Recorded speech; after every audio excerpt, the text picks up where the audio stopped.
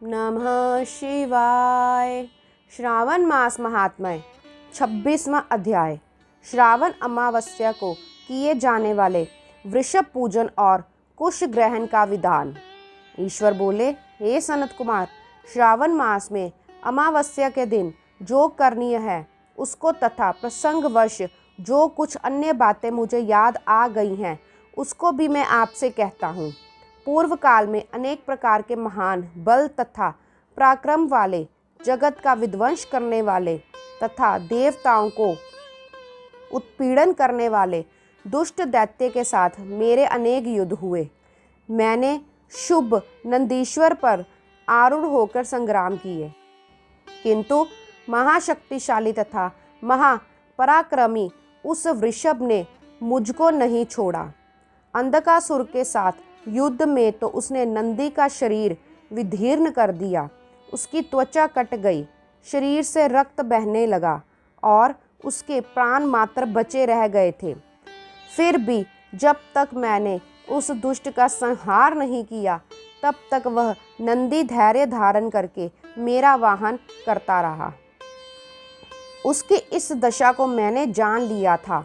तत्पश्चात उस अंधक का वध करके मैंने प्रसन्न होकर नंदी से कहा, हे सुव्रत, मैं तुम्हारे इस कृत्य से प्रसन्न हूँ। वर मांगो, तुम्हारे घाव ठीक हो जाएं, तुम बलवान हो जाओ और तुम्हारा पराक्रम तथा रूप पहले से भी बढ़ जाए। इसके अतिरिक्त तुम जो जो वर मांगोगे उसे मैं अवश्य पूर्ण करूँगा। नंदीश्वर बोले, हे देवदेव, हे महेश्वर, मेरी कोई याचना नहीं है।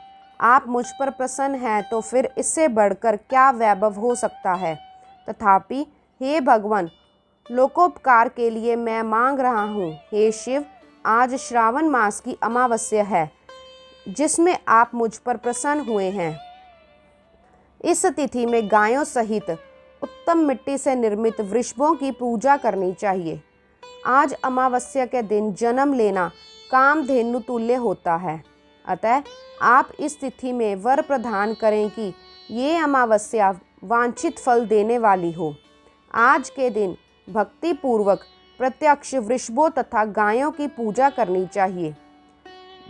गैरिक आदि धातुओं से प्रयत्न पूर्वक उन्हें भूषित करना चाहिए। उनकी सींगों पर सोना, चांदी आदि के पत्थर मड़े और रेशम के बड़े बड़े गुच्छों को भी सींगों पर बांधे। अनेक प्रकार के वर्णों से चित्रित सुंदर वस्त्र से उनकी पीठ को ढक दें और गले में मनोहर शब्द करने वाला घंटा बांध दें।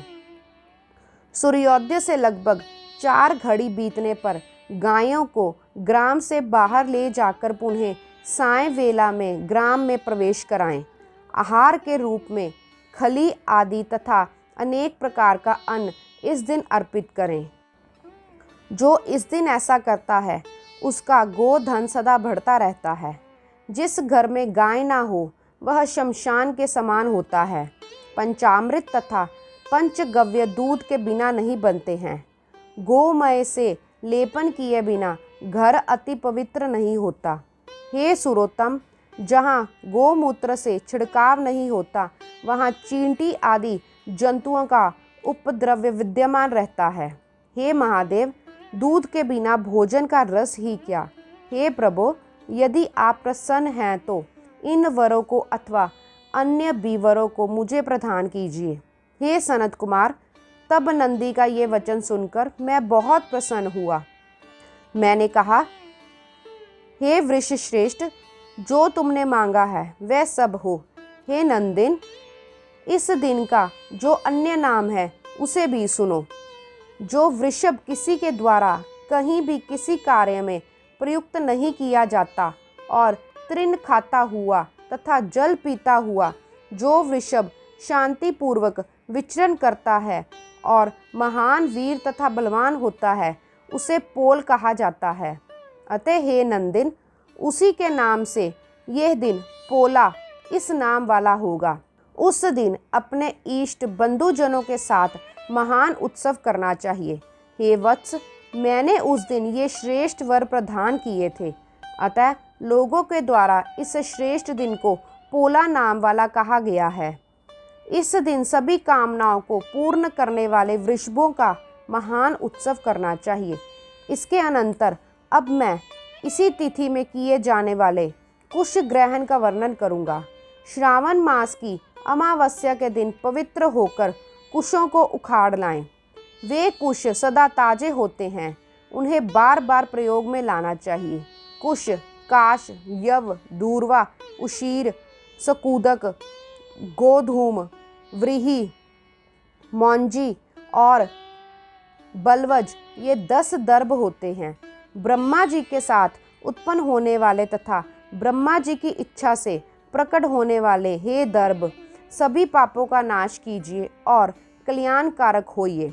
इस उत्तम मंत्र का उच्चारण करने के अनंतर ईशान दिशा में मुख करके हुम फट मंत्र के द्वारा एक ही बार को कुश को उखाड़ लें, जिसके अग्रभाग टूटे हुए ना हो तथा शुष्क ना हो। वे हरित वर्ण के कुश श्राद्ध कर्म के योग्य कहे गए हैं और जड़ रहित कुश देव कार्यों तथा जप आदि में प्रयोग के योग्य होते हैं। 7 पत्तों वाले कुश देव कार्य तथा पितृ कार्य के लिए श्रेष्ठ होते हैं। मूल रहित तथा गर्भयुक्त अग्रभाग वाले तथा प्रादेश प्रमाण वाले 2 दर्भ पवित्रक के लिए उपयुक्त होते हैं।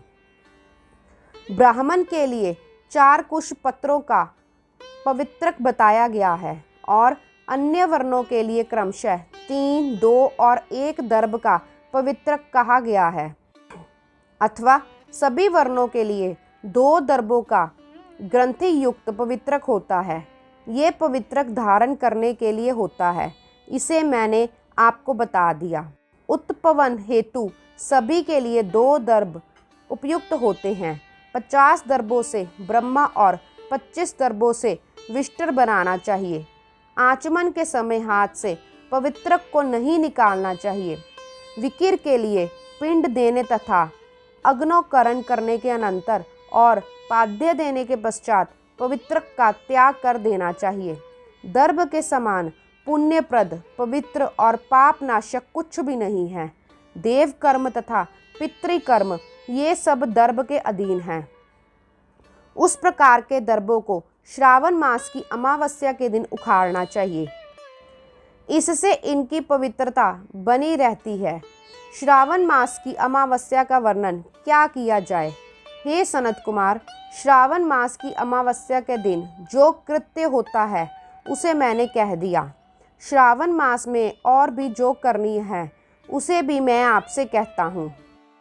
इस प्रकार श्री स्कंद पुराण के अंतर्गत ईश्वर सनत कुमार संवाद में श्रावण मास महात्म्य में अमावस्या के दिन वृषभ पूजन कुश ग्रहण नामक 26वां अध्याय पूर्ण हुआ। ओम नमः शिवाय।